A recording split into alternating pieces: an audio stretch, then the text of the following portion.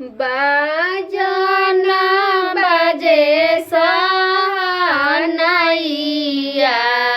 छठी मैया आई हनायाज छठी मैया आई हनायाज बाहर से सवेलन ससुर जी मनवा में करेलन विचार मनवा में करेलन विचार बरारे बिकट के परबिया बहु मोरा लिहाली उठा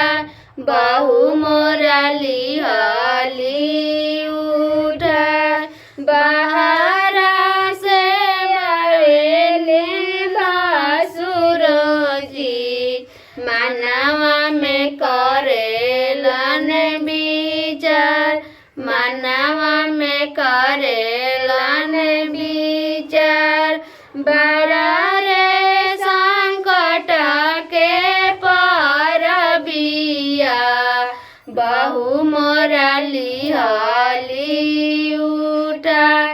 बहु मोरा लिहाली उठा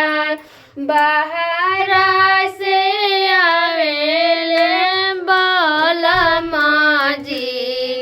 मनवा में करेलन विचार मनवा में करेलन विचार बरारे संकट के परबिया धनी मोरा लिहाली उठा